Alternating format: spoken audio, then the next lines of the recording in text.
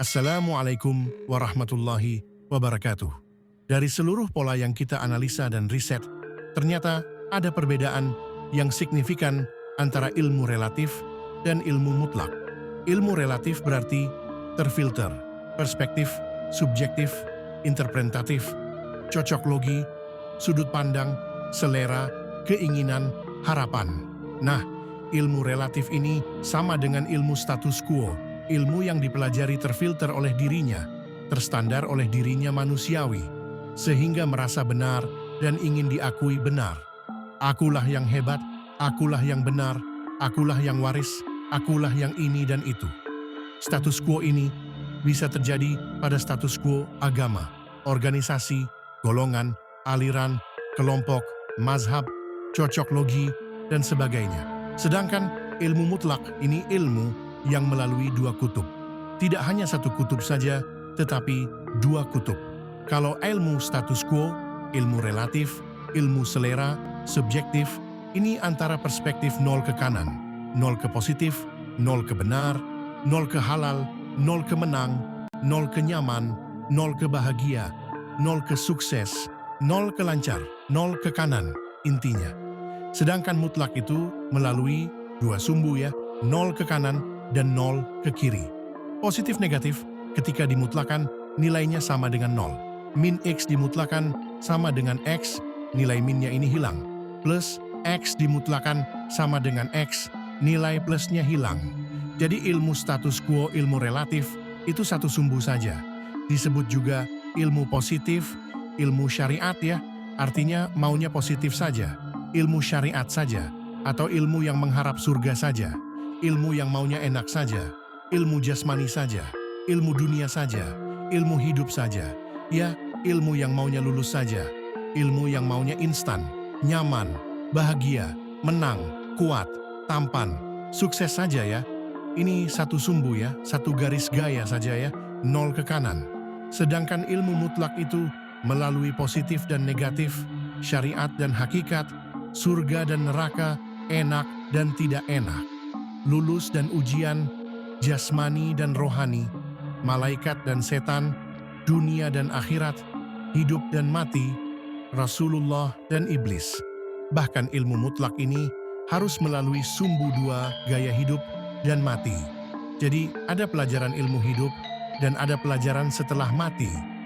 Ilmu mutlak untuk mengenal Allah itu dibaliknya Rasulullah dan iblis. Itulah kenapa Tuhan memelihara iblis, setan, dan juga memberlakukan ujian bagi seluruh nabi dan rasul. Karena mutlak. Sedangkan manusia di dunia itu orientasi nafsunya pasti yang enak, senang, nyaman, instan, bahagia, sejahtera, lancar, surga, positif, halal, lulus, dan sebagainya. Itu status quo. Makanya persamaannya, Dajjal itu mata satu. Di situ ada setan, ada iblis. Iblis pun tidak mau sujud kepada nur Allah di balik Adam karena merasa. Ini pun status quo. Ego, merasa, status quo, subjektivitas, cocok logi, dan sebagainya. Ini ilmu, status quo ya. Dan ilmu yang cuma tujuannya baik, benar, halal, itu masih ilmu relatif. Ada contoh yang menarik pada kisah belajarnya Nabi Musa kepada Nabi Khidir. Di situ jelas sekali perbedaan antara ilmu positif dan ilmu mutlak. Nabi Musa pada saat itu ada di kondisi subjektivitas positif ya. Ternyata itu enggak laku ya, ada ilmu di atasnya itu.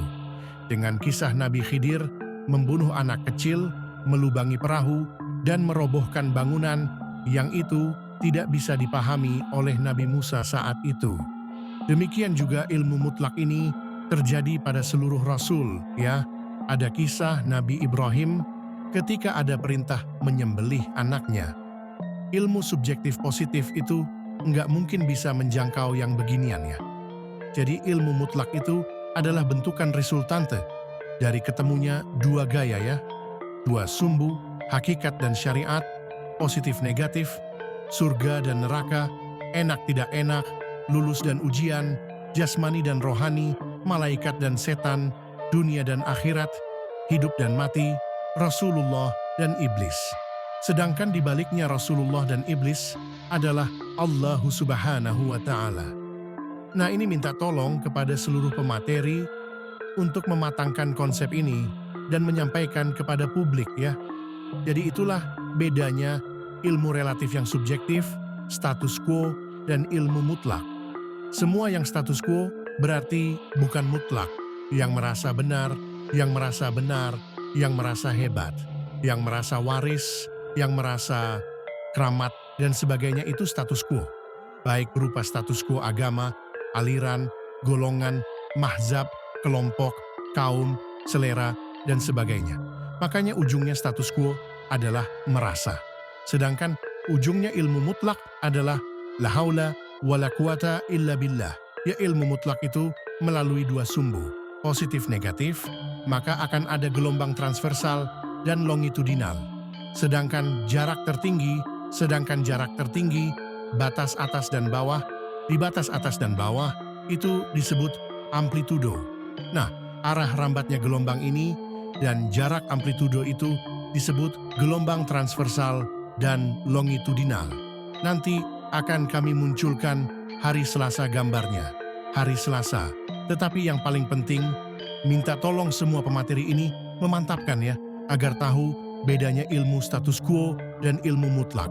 Makanya ilmu mutlak itu top down, tersistem, baku, dan jelas ya. Dan kita hanya maju, jalan, dan hati-hati. Itu saja, dengan berserah diri, tunduk, taat, terpimpin, patuh. Nggak usah berpikir, karena begitu berpikir, kita pasti akan subjektif status quo. Jangan pedulikan orang yang mengarahkan kepada yang enak-enak, nyaman, bahagia, selamat, sukses, instan, gembira, surga. Itu pasti bertolak belakang dengan prinsip ilmu mutlak. Ilmu mutlak manusianya nol, yang hadir hanyalah Allahu Subhanahu wa Ta'ala. Ilmu mutlak terbentuk lewat dua sumbu gaya yang akan muncul resultante. Ilmu mutlak tidak cuma positif, tapi juga lewat dibaliknya positif dan negatif. Lewat ujian dan karunia. Sedangkan manusia umumnya, nafsunya ini nggak mau diuji, nggak mau derita, nggak mau sakit, nggak mau berkorban. Ilmu mutlak ada pengorbanan, ada pengabdian, menyembah, ketaatan, ujian. Itu nggak enak ya. Rasul-rasul itu diuji ya. Nggak cuman enak ya, enak dan nggak enak ya. Nah, semua rasul ya, silahkan cek di catatan sejarah, semua rasul itu melewati proses enak dan tidak enak. Sedangkan status quo maunya yang enak-enak ya, maka ini bisa menjadi bahan ampuh untuk dakwah kuasai ini agar bisa menerangkan kepada dunia. Siapapun yang maunya enak, senang, bahagia, instan, surga, dunia, jasmani, syariat saja semuanya ya. Satu sisi saja, itu ilmu status quo.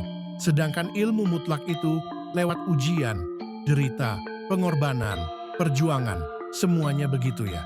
Makanya ayahanda guru menyampaikan, iyalah kalian sakit, wajib sakit kalian.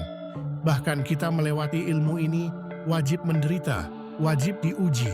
Bahkan yang kita sering dengar ya, Quran menyampaikan bertambahnya iman itu lewat ujian. Dan ujian itu sebetulnya sesuai dengan batas kadar kemampuan manusianya masing-masing. Makanya sebetulnya diuji itu kita mampu. Tinggal apa? Maju jalan. Dan hadapi, ketika kita berhenti, berarti kita sudah gagal. Ketika kita menghindar, kita gagal. Ketika kita berbalik dan memilih jalan yang lain, berarti itu juga telah gagal. Pilihannya cuma maju, jalan, hadapi dengan sabar. Dibilang sabar itu berarti nggak enak ya. Quran Surat Ali Imran ayat 200. Ya ayyuhalladzina amanu isbiru wasabiru warabitu. Wattaqullaha la'allakum tuflihun, artinya, wahai orang-orang yang beriman, bersabarlah kamu dan kuatkanlah kesabaranmu dan tetaplah bersiap siaga di perbatasan negerimu dan bertakwalah kepada Allah agar kamu beruntung. Quran Surat Ali Imran ayat 200. Bersabar. Itu pasti nggak enak. Wasabiru, tingkatkan lagi sabarmu. Itu pasti lebih nggak enak lagi. Warabitu. Wattaqullaha la'allakum tuflihun. Jadi ini clear ya. Ilmu mutlak adalah ilmu yang resultante ya.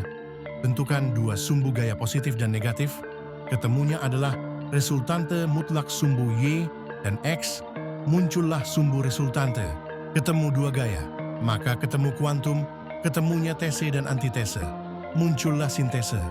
Demikian juga ketemunya enak nggak enak, ketemunya mutlak, ketemunya syariat dan hakikat, muncullah ma'rifat.